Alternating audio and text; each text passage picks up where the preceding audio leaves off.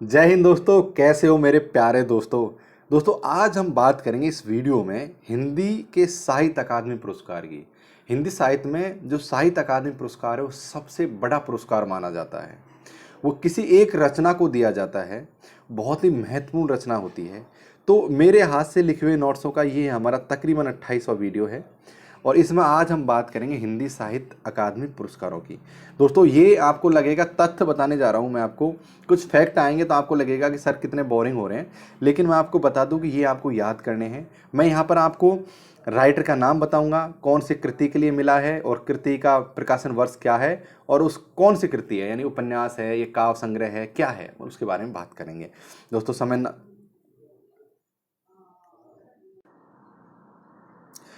समय ना जाया करते हुए हम बढ़ते हैं आगे। एक रचना है, सबसे पहले बात करते हैं माखनलाल चतुर्वेदी से। माखनलाल चतुर्वेदी जी ने हिम तरंगिणी लिखी थी। माखनलाल चतुर्वेदी जी ने हिम तरंगिणी लिखी थी 1955 में। आप इस समय दो चीज, अब देखो ये चीजें क्यों महत्वपूर्ण है। एक तो आप इसमें ये महत्वपूर्ण ये है कि एक तो आप साहित्य अकादमी पुरस्कार तो जानोगे भाई मिला है इससे, लेकिन एक तो ये अगली दूसरी बात ये है कि माखनलाल चतुर्वेदी ने कौन सी रचना लिखी थी ये भी पता लग जाएगा और उस काव्य संग्रह का नाम भी पता लग जाएगा, कब प्रकाशित हुई थी ये भी पता लग जाएगी। यानी कि हम एक तीर से कई शिकार यहाँ पर करने वाले हैं।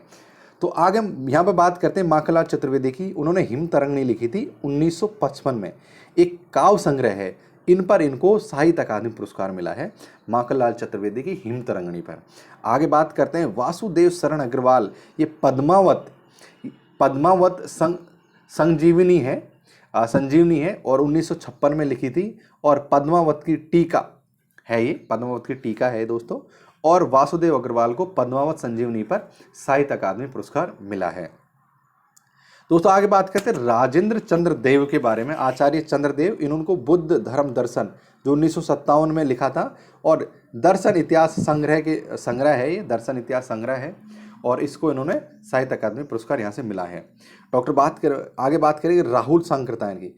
मेरे दोस्तों राहुल सांकृत्यायन जी जो ऐसे घुमक्कड़ प्रतिभा यायावर जिंदगी जीने वाले आदमी हैं, तो यात्रा वृत्तांत संस्मरण में मैंने इनके ऊपर बहुत अच्छी तरीके से बात की हुई है, आप पिछले वीडियोज को जाके देख लीजिए। इन्होंने मध्य एशिया का इतिहास जो 1958 में लिखा था, मध्य एशिया के इतिहास, ये एक इतिहास संग्रह है, उस पर इनको साहित्य अकादमी पुरस्कार मिला है। राहुल सांकृत्यायन, मध्य एशिया का इतिहास। आगे बात करते हैं दिनकर जी के बारे में। राष्ट्रकवि दिनकर जी, इनको संस्कृत के 4 अध्याय, ये 1959 में। आप कहेंगे राष्ट्रकवि नहीं मानते इनको, लेकिन हमारे देश में इनको भी राष्ट्रकवि माना जाता है। ठीक है दोस्तों, संस्कृति के 4 अध्याय 1959, ये निबंध संग्रह है, इस पर इनको साहित्य अकादमी पुरस्कार मिला है।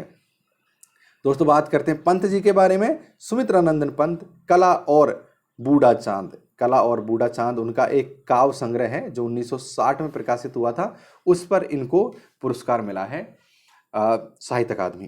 दोस्तों आगे बात करते हैं भगवती चरण वर्मा के बारे में।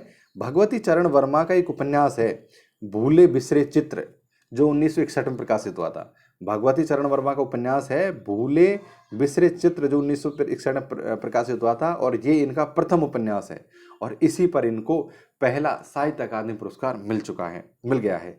दोस्तों आपने जीवनी पढ़ी होगी प्रेमचंद की, मैंने जीवनी वाले पार्सन पढ़ा है कि जो प्रेमचंद की जीवनी लिखने वाले अमृत राय, इन्होंने कलम का सिपाही लिखा है, प्रेमचंद कलम का सिपाही, इन पर इनको साहित्य अकादमी पुरस्कार मिला है 1963 में। आगे हम बात करते हैं अज्ञा जी के बारे में। उनका एक काव्य संग्रह है अज्ञा जी का, आंगन के पार द्वार। आंगन के पार द्वार 1964 में इन्होंने लिखा है, उन पर इनको साहित्य अकादमी पुरस्कार मिला है। डॉक्टर नगेंद्र ने लिखा है रस सिद्धांत। ये सिद्धांतिक आलोचना का ग्रंथ है जो पाश्चात्य ग्रंथों पर लिखा गया है, 1965 में प्रकाशन में आया और इस पर इनको साहित्य अकादमी पुरस्कार मिला है, डॉक्टर नगेंद्र को। आगे हम बात करते हैं जैनेन्द्र कुमार के ऊपर। जो गजानंद माधव मुक्तिबोध हैं, उनके ऊपर उन्होंने किताब ना लिखकर, आप ये मत समझना कि मुक्तिबोध के ऊपर किताब लिखी है, ऐसा नहीं है, उनकी जीवनी नहीं है। इन्होंने मुक्तिबोध नाम का एक उपन्यास लिखा है। तो इसी तरह से लोग कंफ्यूज हो जाते हैं कि जैनेन्द्र के आगे मुक्तिबोध लिख देते हैं, यार तो गजानंद माधव मुक्तिबोध के ऊपर उन्होंने कोई आलोचनात्मक कृति लिखी होगी इसलिए लिखा, नहीं भाई, इन्होंने उपन्यास लिखा है, उनके ऊपर उनको 1966 में साहित्य अकादमी पुरस्कार मिला है। दोस्तों आगे हम बात करते हैं हरिवंश राय बच्चन जी के बारे में। उनका एक काव्य संग्रह है दो चट्टानें, 1968 में प्रकाशन में आया था।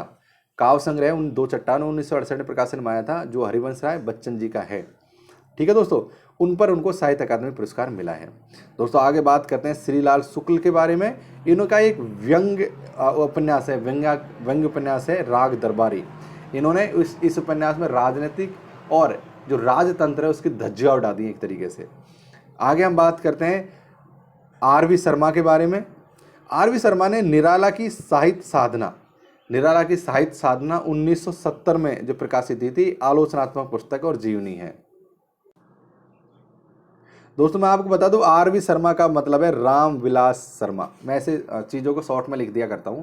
आर.वी. शर्मा का मतलब रामविलास शर्मा। इन्होंने निराला की साहित्य साधना 1970 में लिखी थी, आलोचनात्मक जीवनी उनकी पुस्तक है, उस पर इनको साहित्य अकादमी पुरस्कार मिला है।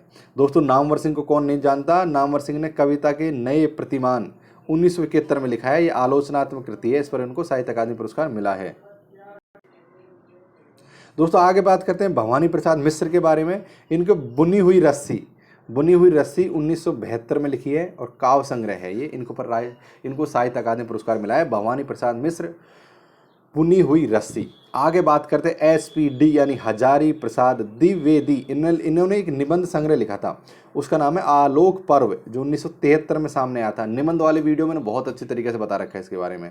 ये हजारी प्रसाद द्विवेदी ने लिखा है, इन पर इनको साहित्य अकादमी पुरस्कार मिला था। दोस्तों आगे हम बात करते हैं शिव मंगल सिंह सुमन के बारे में। उनको एक काव्य संग्रह है जिनका नाम है मिट्टी की बारात। शिव मंगल सुमन का एक काव्य संग्रह है मिट्टी की बारात, जो 1974 में लिखा गया है। ये बहुत ही महत्वपूर्ण है और इसमें ही इनके माध्यम से इनको साहित्य अकादमी पुरस्कार मिला है। भीष्म साहनी उपन्यास है तमस। आपने तमस पढ़ा होगा, सभी सिलेबस में लगा हुआ है। तमस बहुत शानदार उपन्यास है। 1975 में ये प्रकाशन हुआ था और इससे उनको साहित्य अकादमी पुरस्कार मिला है। दोस्तों आगे बात करते हैं यशपाल के बारे में। यशपाल है, उनका एक उपन्यास है तेरी मेरी उसकी बात। 1976 में प्रकाशन हुआ था।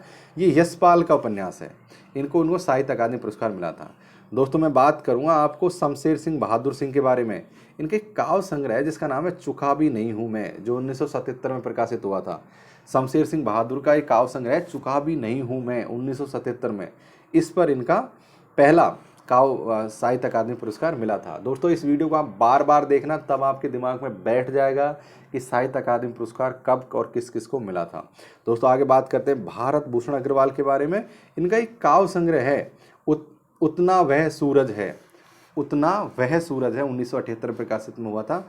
ये इसके माध्यम से इनको साहित्य अकादमी पुरस्कार मिला है।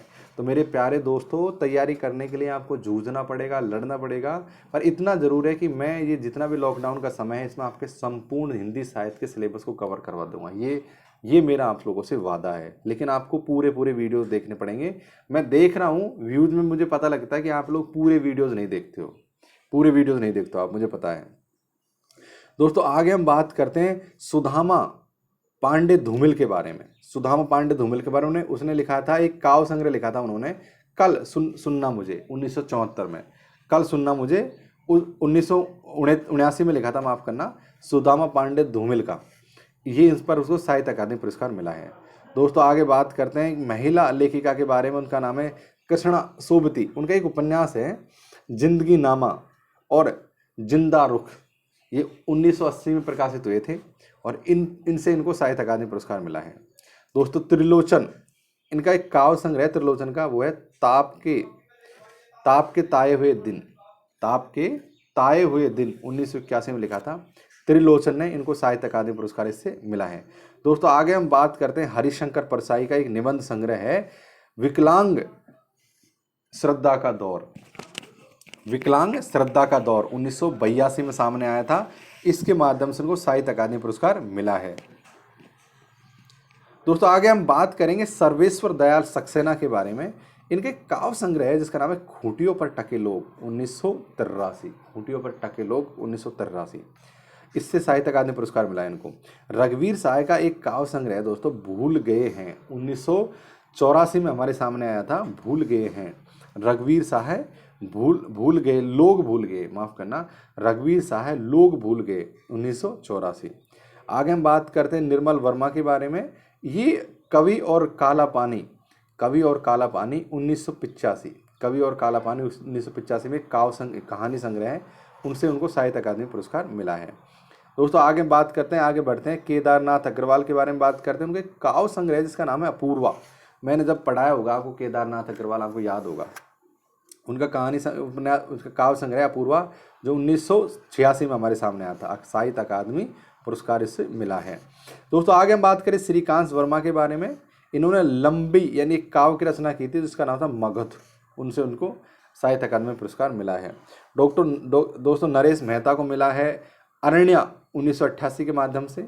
वहीं हम बात करते हैं केदारनाथ सिंह का एक उपन्यास, वो काव्य है अकाल में सारस, और ये 1989 में हमारे सामने आया था।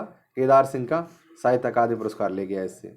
राजा शिव प्रसाद सितारे हिंद का उपन्यास है एक नीला चांद, जो 1990 में आया था। दोस्तों ये साहित्य अकादमी पुरस्कार के साथ साथ इसलिए भी महत्वपूर्ण है क्योंकि साहित्य अकादमी पुरस्कार उसी को मिलता है जो कृति बहुत ही ज़्यादा अच्छी और पॉपुलर हो, उसमें लिखी हुई बातें बहुत अच्छी हो। तो आपसे साहित्य अकादमी पुरस्कार से तो पूछेगा ही पूछेगा, आपसे डायरेक्ट भी पूछा जा सकता है शिव प्रसाद सितारे का कौन सा इनमें उपन्यास है, 3-4 क्रम से दे देंगे और मिलान वाले क्वेश्चन दे देंगे, क्योंकि यही तो इंपॉर्टेंट है। मैं आपसे ये कहूँगा कि अगर आप ज़्यादा याद नहीं कर पाते हैं ना, तो ये पुरस्कार वाले जितने भी हैं ना, इनको याद कर लो कि कौन से राइटर ने कौन सी रचना लिखी है। आगे हम बात करते हैं दोस्तों यहाँ पर गिरिजा कुमार माथुर के बारे में। गिरिजा कुमार माथुर है मैं वक्त के हूँ सामने, ये काव्य संग्रह है जो 1991 में हमारे सामने आया था। गिरिजा कुमार माथुर को यहाँ से साहित्य अकादमी पुरस्कार मिला है। दोस्तों आगे हम बात करते हैं गिरिराज किशोर, इनका एक उपन्यास है ढाई घर, 1992 में हमारे सामने आया था। इससे भी साहित्य अकादमी और पुरस्कार इनको मिला है।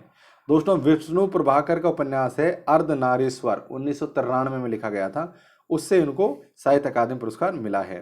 दोस्तों एक और है कभी कहीं नहीं वहीं, 1994, काव्य संग्रह है, ये अशोक वाजपेयी को इससे मिला है। दोस्तों एक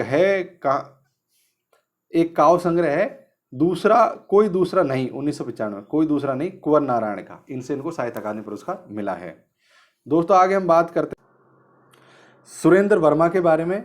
मुझे चांद चाहिए, ये उपन्यास है उनका जो 1996 में उन्होंने लिखा था, मुझे चांद चाहिए, साहित्य अकादमी पुरस्कार मिला था।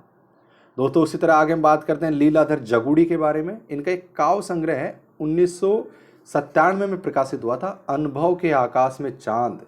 लीलाधर जगुड़ी का जो काव्य संग्रह है उसका नाम है अनुभव के आकाश में चांद, और साहित्य अकादमी पुरस्कार यहाँ से इनको मिला था। दोस्तों हम आगे बात करते हैं, इसी कड़ी में बढ़ते हैं आगे और बात करेंगे करुण कमल के बारे में। इनका एक काव्य संग्रह है जो नए इलाके में 1998 में प्रकाशित हुआ था, नए इलाकों में 1998 काव्य संग्रह। दोस्तों आगे हम बात करते हैं विनोद कुमार शुक्ल जी के बारे में। इनका एक उपन्यास है विनोद कुमार जी का, दीवार में एक खिड़की रहती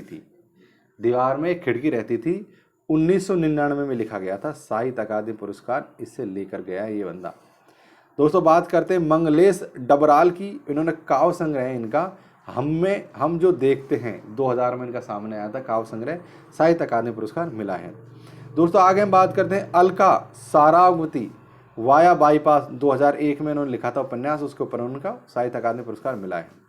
दोस्तों अगले हम काव्य संग्रह की बात करेंगे जो राने जोशी हैं, उनके काव्य संग्रह है दो पंक्तियों के बीच, जो 2002 में सामने आया था।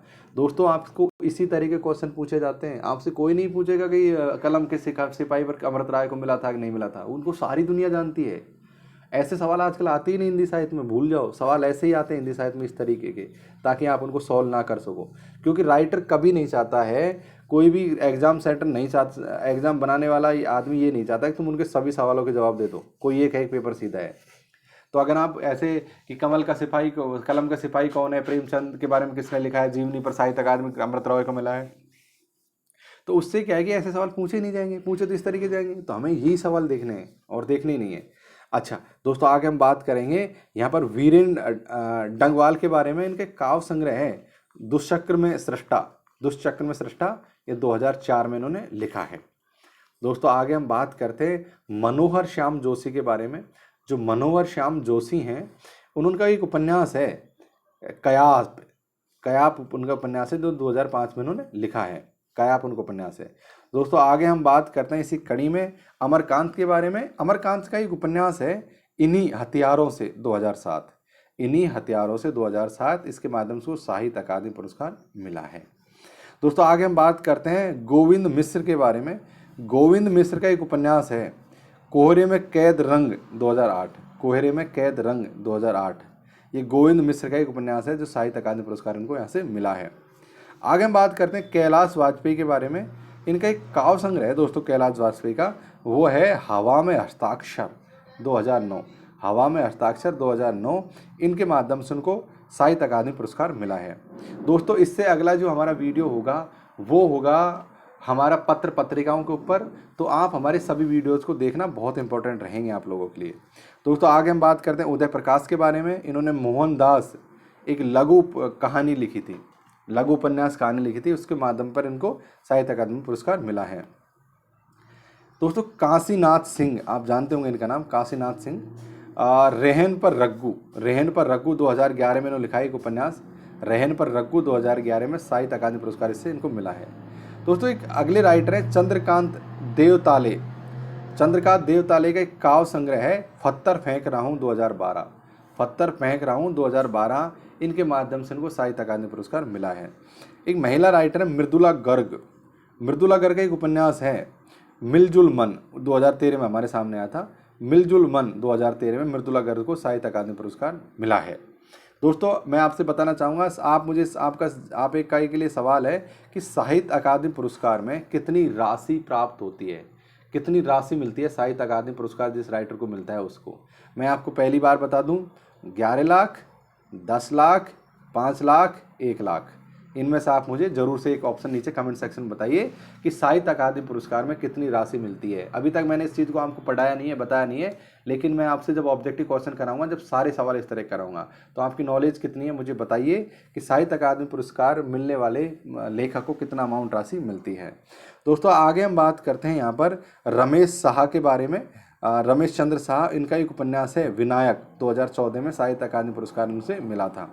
रामदर्श मिश्र के जैसे कि आपको पता है रामदर्श मिश्र की पोती मेरे साथ पढ़ा करती थी पहले, और काफ़ी अच्छी दोस्ती थी उनसे, या अभी भी है इनफैक्ट। फेसबुक पे लगातार कभी बात होती रहती है।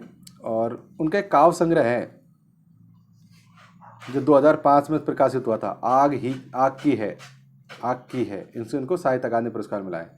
दोस्तों नासिरा शर्मा का उपन्यास है परिजात 2016 में प्रकाशित हुआ था, 2016 में उनको मिला था इसके माध्यम से साहित्य अकादमी पुरस्कार। दोस्तों रमेश कुंतल मेघ एक राइटर है जिन्होंने मिथिलीय आलोचना की थी, जिनको 2017 में साहित्य अकादमी पुरस्कार मिला है, और विश्व पथिक सरित सागर नाम की कृति के लिए। दोस्तों उम्मीद है ये वीडियो पसंद आया होगा। अगला वीडियो होगा जो हमारा होगा पत्र पत्रिकाओं के बारे में, तो उस वीडियो को जरूर देखना। धन्यवाद। हमारे यहाँ प्लेलिस्ट देख सकते हो जिसमें जाके आपको सारी डिटेल मिल जाएंगी।